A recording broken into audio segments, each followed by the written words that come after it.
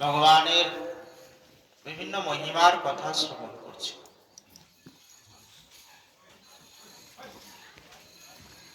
অনেকগুলো বিষয় আমরা আজকে জানতে পারলাম। কৃষ্ণ ভক্তির কথা, সাধুসঙ্গের মহিমার কথা, ভজনের কথা। এই কথাগুলো ঘুরে ফিরে একই, কিন্তু তবুও ভগবানের কথা বা এই জানা কথাগুলো আমরা যখন এক এক বৈষ্ণবের শ্রীমুখ থেকে শ্রবণ করি, সেটা এক এক ভাবে আস্বাদিত হয়, নতুন ভাবে আস্বাদিত হয়। ওই তো ধ্রুব চরিত্রের কথা, অজামিলের কথা, পরীক্ষিত মহারাজের কথা, এই সাধু সঙ্গের মহিমার কথা আমাদের কারো অজানা নেই। কারো অজানা আছে? কম বেশি যারা নামাট্য সঙ্গ করেন, মঠে যান, তারা সকলেই এই কথাগুলো জানেন। কিন্তু প্রতিদিন তো প্রতিবেলায় আপনি প্রসাদ পাচ্ছেন। সকালে প্রসাদ পেয়ে এসেছেন, এখানে আবার গোপালবাবু ঘুগনি মুড়ি না কিসের ব্যবস্থা করেছে, অন্ন। আচ্ছা, শ্রোতব্য কীর্তিতব্য ধ্যেয় পূজ্যচ্ছ নিত্য।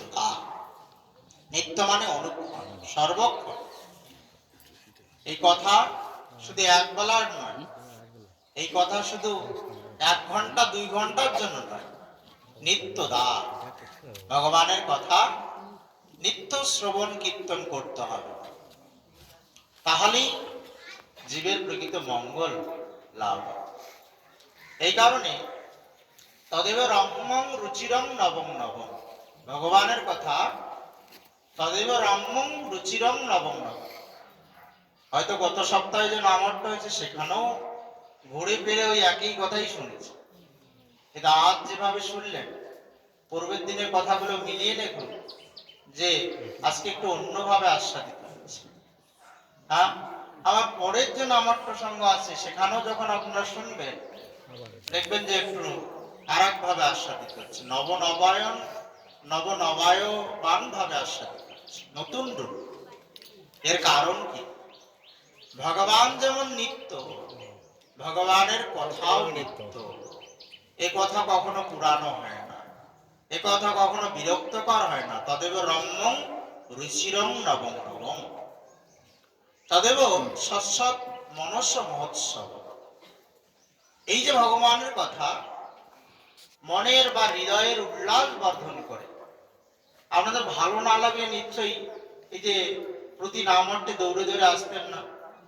হ্যাঁ, এমনি এমনি আসেন, আনন্দ লাগে না? ভালো লাগে না? হ্যাঁ, কেন? হৃদয়ের উল্লাস এখানে বর্ধিত হয়, হৃদয়ের আনন্দ বর্ধিত হয়। যে আনন্দের ভিখারি আমরা সবাই। আনন্দের জন্য তো সংসার এত কিছু। হ্যাঁ, সংসারে পরিশ্রম করছি তো আনন্দ চাই। সুন্দর পোশাক করছি, সেজে গুজে এসেছি কি জন্য? আনন্দ। ভোজন করছি, তার মধ্যে আনন্দ। ভালো না লাগলে সেখানে কি ঝগড়া, না? সেখানে ঝগড়া হয়ে যায়, অশান্তি হয়ে যায়। এই কারণে আনন্দ চাই। সেই আনন্দ কোথায় রয়েছে? ভগবান কোথায় রয়েছে? তদেব শোকার্ণব শোষণম নৃণাম। এই যে হৃদয়ের যে শোক দুঃখ, সংসারের যে ক্লেশে আমরা সকলেই দগ্ধীভূত, সংসারে শান্তিতে আছি এটা কেউ বলা যাবে, কেউ বলতে পারে না। এই সংসারে ভালোই রয়েছে, মানে দিন রয়েছে রাত নেই, এই সংসারে যেমন হয় না, ঠিক তেমনই এই সংসারের প্রত্যেকটা বস্তুর মধ্যে সুখ এবং দুঃখ দুটেই রয়েছে, ভালো মন্দ দুটেই রয়েছে। কি সাধু সঙ্গে ভালো মন্দ আছে কিনা? সাধু সঙ্গ ভালো মন্দ রয়েছে। এখানেও লাভ আছে, আবার ক্ষতিও আছে। হ্যাঁ, লাভও আছে, ক্ষতিও আছে। সাধু সঙ্গে এসে কেউ তড়ে আর কেউ মরে। সাধু সঙ্গে ক্ষতিও আছে। সংসারটাই এরকম তৈরি যেখানে সৎ এবং অসদাত্মক ভাব রয়েছে। অর্থাৎ এখানে কিছু ভালো জিনিস রয়েছে, মানে দিন রয়েছে। আবার রাত না হলে তো দিনের মর্ম বোঝা যাবে না। তাই ভগবান রাতকেও সৃষ্টি করেছে। ঠিক তেমনি প্রত্যেক বস্তুর মধ্যেই এটা রয়েছে, সৎ এবং অসদাত্মক এই জগৎ, এই জগতের মধ্যে সুখ দুঃখ সকলেই রয়েছে। কিন্তু এই যে সংসারের যে জ্বালা, সংসারের জ্বালা মানে এই সংসারে যে আদি দৈবিক আদি ভৌতিক আধ্যাত্মিক ক্লেশ। এখন বৈষ্ণব সেবার জন্য গোপালবাবু ব্যবস্থা করেছে, কালকে ফোন করে বলছে মহারাজ এই তো বৃষ্টি হলো, কি হবে, মনে হয় প্রোগ্রামটা ক্যান্সেল করে দিতে হবে। হ্যাঁ, সেটাও জ্বালা, মানে সাধু সেবা করবেন তাও জ্বালা আছে। জ্বালা ছাড়া এই সংসার নেই।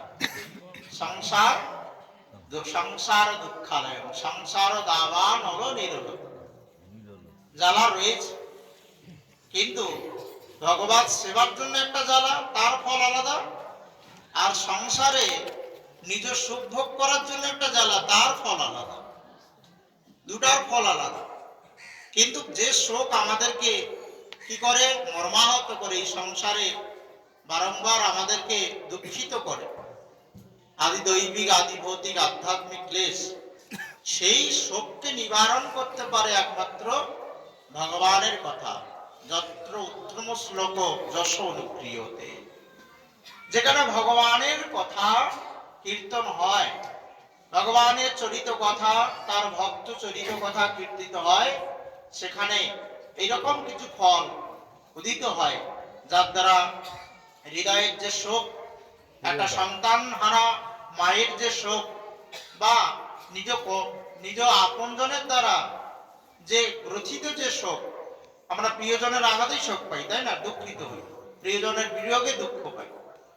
দুঃখটা আপনাকে দেখবে অপরিচিত বা যাদের সঙ্গে সম্বন্ধ নেই, এইরকম ব্যক্তি আপনাকে বেশি দুঃখিত করতে পারে। দুঃখিত তিনি করতে পারেন যিনি আপনার কাছে বসে আছেন, যিনি আপনার পাশে বসে আছেন, তিনি আপনাকে বেশি ব্যথা দেন। সংসারে দুঃখ কার কাছে থেকে ভাই? যাকে বেশি ভালোবাসি তার থেকেই বেশি দুঃখ পাই। অর্থাৎ এই সম্বন্ধে, এক সম্বন্ধে দুঃখ আর এক সম্বন্ধে আনন্দ।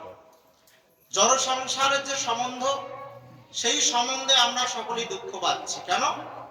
মহাজনগণ কি বললেন? যে ভালো করে দেখো ভাই, অমিশ্র আনন্দ নাই, যে আছে সব দুঃখেরও কারণ। শেষ করে তরে তবে কেন মায়া দাস হবে, হারাইবে পরমার্থ। সংসারে যে সম্বন্ধ, যে সম্বন্ধের দ্বারা আমরা স্ত্রী পুত্র পরিবারের সঙ্গে আসক্ত চিত্ত হয়ে, মোহগ্রস্ত হয়ে আমরা তাদেরকে নিয়েই এই সংসারে চলাফেরা করছি, এই সংসারে উঠা বসা দিন বা কালাতিপাত করছি।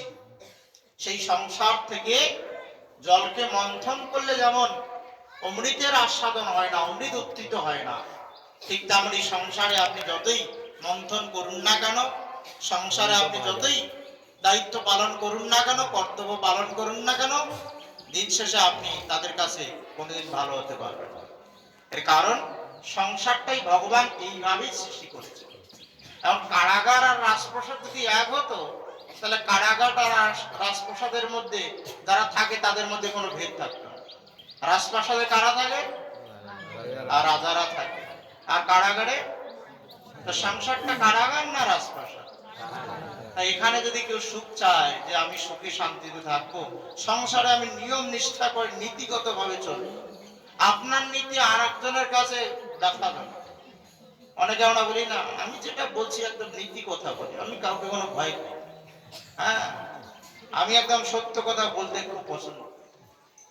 আপনার নীতি আর একজনের কাছে বেদনা দেয়, আর তার নীতি আপনার কাছে বেদনা দেয়। সংসারটা এখানে বিভিন্ন প্রজাতির বিভিন্ন রকমের জীব রয়েছে, অধিকারের জীব রয়েছে, সবার কাছে একরকম বিষয়টা ভালো লাগবে না।